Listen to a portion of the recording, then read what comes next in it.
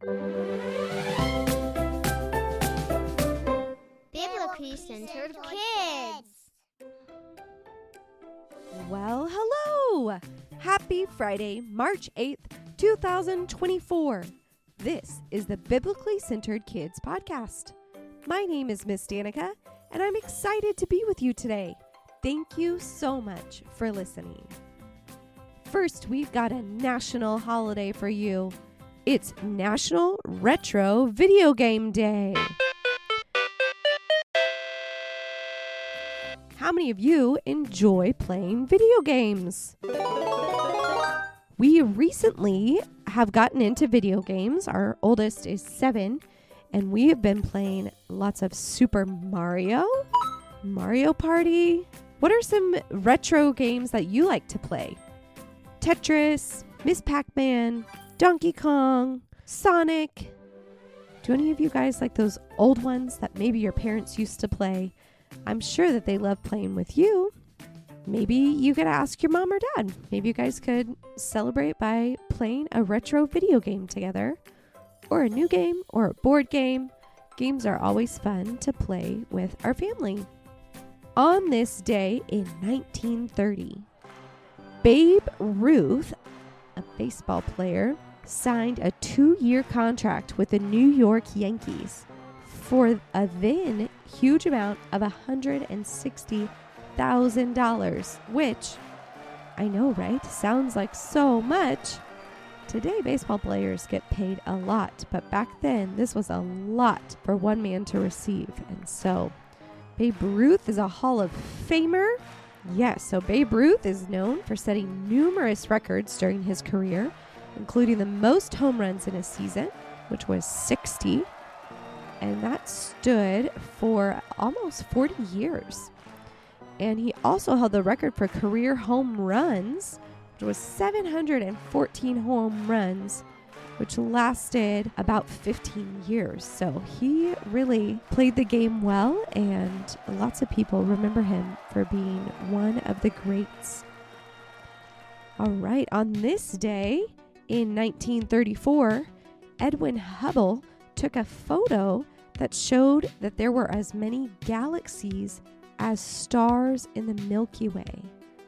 So that's incredible. So he took a photo and then was able to count that there were even more galaxies outside of our Milky Way, but they numbered the amount of stars that we have in ours. So it's just incredible thinking about the vastness of our universe and how God created each of those stars and each of those galaxies, honestly, just for us to discover and have fun learning about Him and how He really does hold all things together. If you think about it, that's a lot of stars and a lot of things out there, and God made it all. Just think that's really cool. So, all right, but you know what day it is today? Besides all those other things, today, that's right, it's quiz day. You can either answer aloud or grab a pen and paper to write down your answers. I'm excited to go over what we've learned this week with you today. All right, are you ready to get into our questions? Okay, what is virtue J that we've been talking about all week? Okay, think about it. All right, is it A, joyfully planting radishes? Is it B, joyfully radiating hope? C, joyfully running around? Okay, so obviously joyfully, but joyfully what? Is it A, joyfully planting radishes? B, joyfully radiating hope? Or C, joyfully running around? Of course it's B, of course. Although I think it would be fun to joyfully plant. I don't know about radishes, but I'm sure people plant those, and I'm sure that they do it joyfully, and then joyfully running around. Of course you kids love to do that. But our answer of our virtue this week was joyfully radiating hope. And our whole virtue says, we joyfully radiate hope because we've experienced God's grace. Yes, so isn't that wonderful? I'm so glad we've been able to practice that this week. All right, what does the virtue grace even mean? Does it mean A, getting what we deserve, B, earning favor, or C, getting what we don't deserve? Okay, so we have A, getting what we do deserve, B, earning favor, or C, getting what we don't deserve. Of course, it's C. Grace is a gift from God. It's when He continues to show us love, kindness, and mercy when we really don't deserve it at all.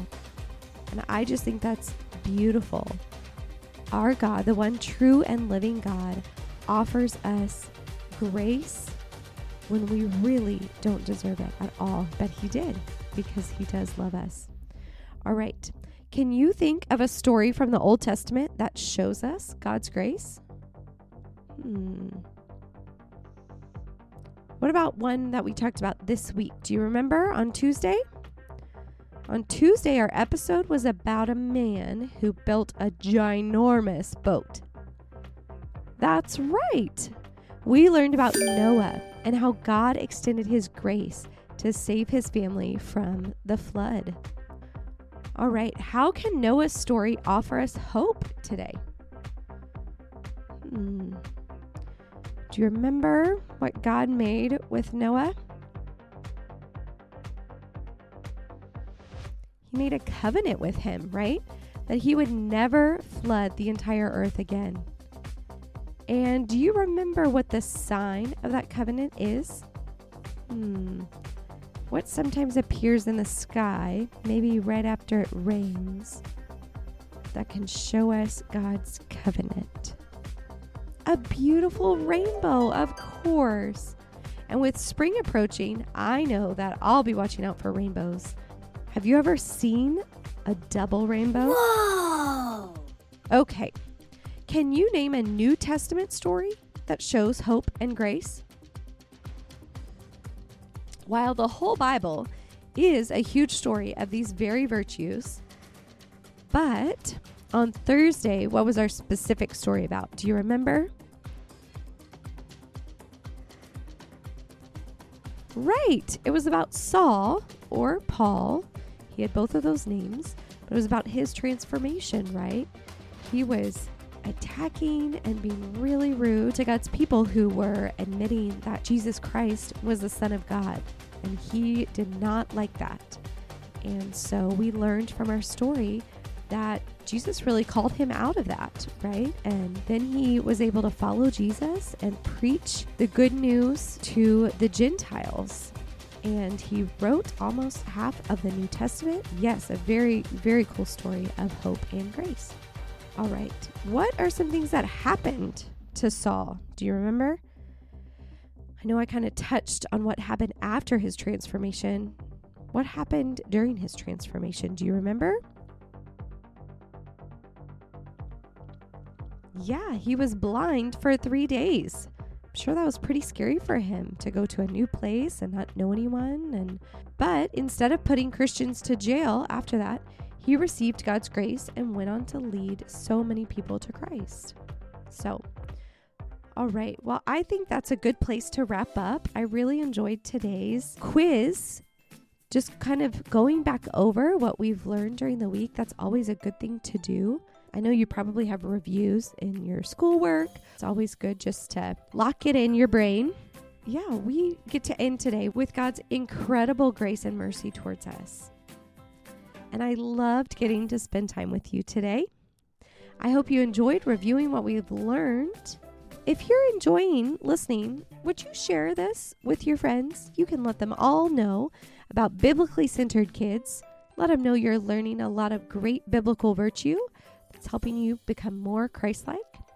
And we are so proud of you. So remember, we can give the world hope because God's grace is enough for everyone. Until next time.